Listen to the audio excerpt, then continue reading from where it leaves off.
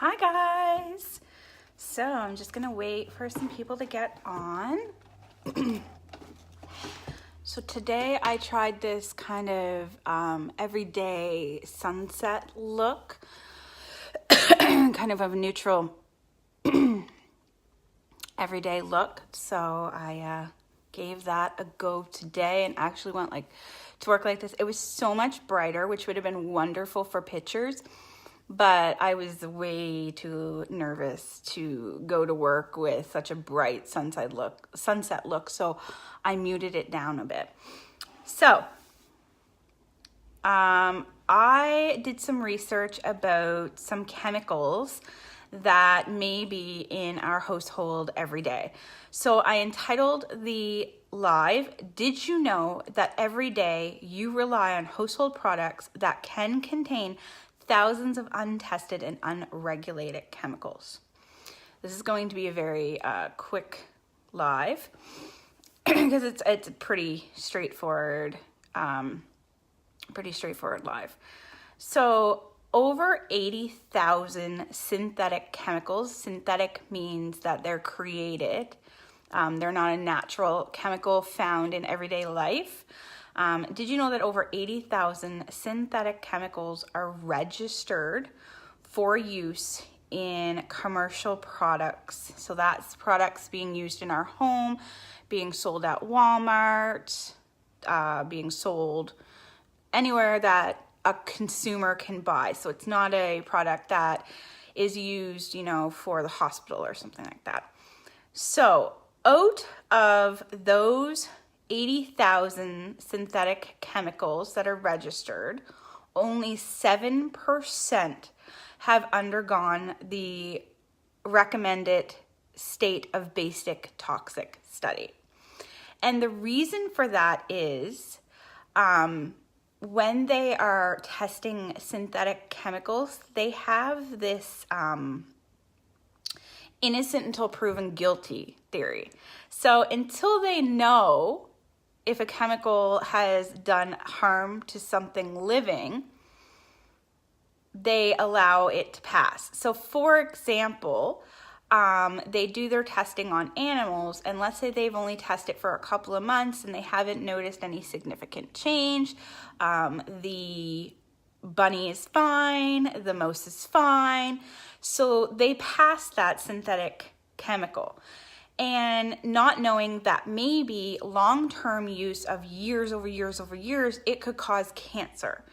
For example, there is a chemical in deodorant that has now been linked to causing breast cancer in women and cancer in men as well.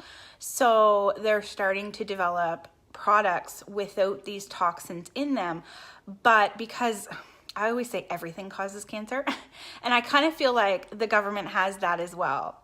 Unless they can actually prove that it was that specific chemical and it's not just linked, they're not going to pull it from the market. So they continue to use it in the in the deodorant.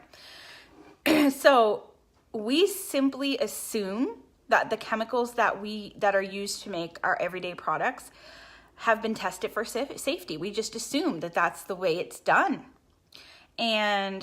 But they're not. And I was so shocked when I looked this up, because I made my little, what can I go live on? What do I want to know? So I wrote, why should we worry about toxins in our daily products? That was my topic. So I hit Google and I got into CNN and Huffington Post and HuffPost and those places. And this is where I found my information. And was shocked to know that only 7% of the 80,000 chemicals that were registered were actually undergone the testing that, let's say, a company would do if they wanted to have their products clean, right? The other companies just want to know that they work. They don't care as long as it's not going to kill somebody instantly and their product can't be linked back to killing somebody right away. They're fine with letting it go to market. And I was shocked. I mean, I knew that we have chemicals in the marketplace that are linked to cancer, that could cause cancer, that could make you ill, especially if you have an upper respiratory disorder. But I was actually shocked to know that they had a, excuse me, they had a innocent until proven guilty motto, and that they allowed them to pass regulations without them going through intensive, studies, which kind of makes sense because nobody's going to sit there and go through a 50-year study to release a product. But yet this product could be on your body or in your house and you're breathing it or even eating it if it's on your surfaces for 50 years, and then all of a sudden you've developed some type of disorder or cancer, and you're like, but I didn't do anything in life to get cancer. I didn't smoke. I didn't do anything. And you come back to figuring that you use the same cleaning product in your house for 50 years. It's just, it makes sense. I get it. But I'd rather the products that I use be tested, or just not use chemicals.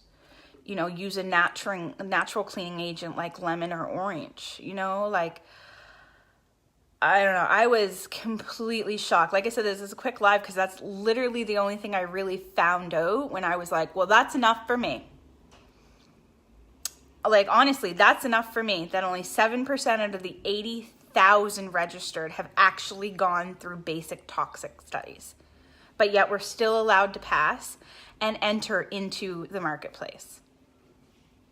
So it's funny because a lot of people have that whole, well, it's cheaper at the store, but really it's only like $2 more plus shipping to get this from a direct sales company. They do have stuff in the store, but how many people have gone to the store and bought the clean products and them not work, right? So you want something that somebody's using in their house that works. Really $2 in shipping could save you from having cancer, could save your children from having cancer, could save your child from having some type of a disorder or respiratory disease. I was reading up on kids, but I didn't want to get right into it, but it was saying things about how babies are developing so much in their first year that really, you always use this special laundry soap for them, but yet I did a post about the laundry soap and a lot of the baby laundry soap had toxins in it.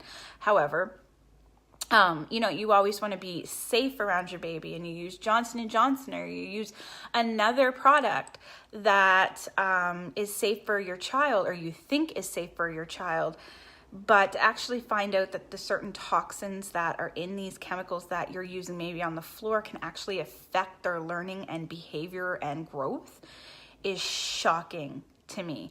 It's not even shocking, it's kind of disgusting when you think about it. Like, my child is 8. I can't go back and change what has happened. I'm in my 30s. I can't go back and change what I've been using.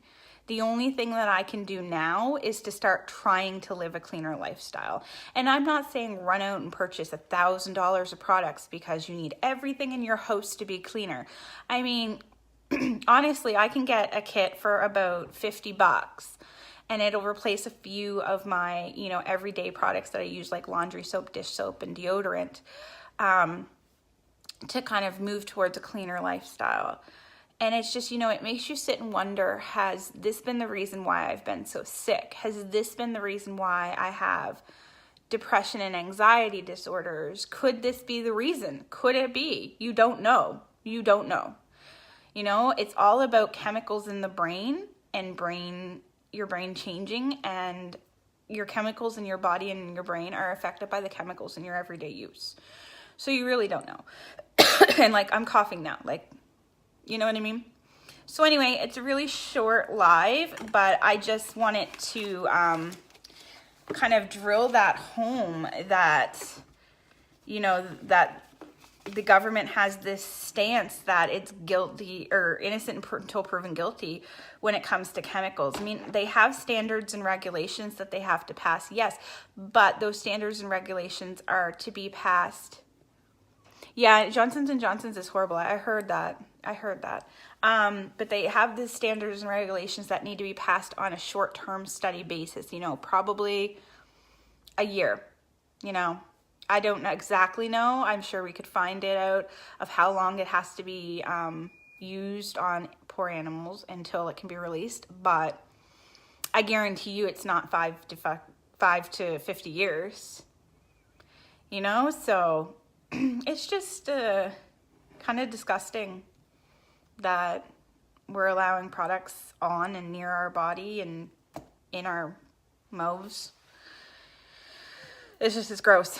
Anyway, so that was my quick lives on why we should worry about the toxins in our products. So thank you guys for coming to watch my live. My name is Tracy Kerr. You can rewatch this back, and my business is Courageous. Thanks, guys. Bye.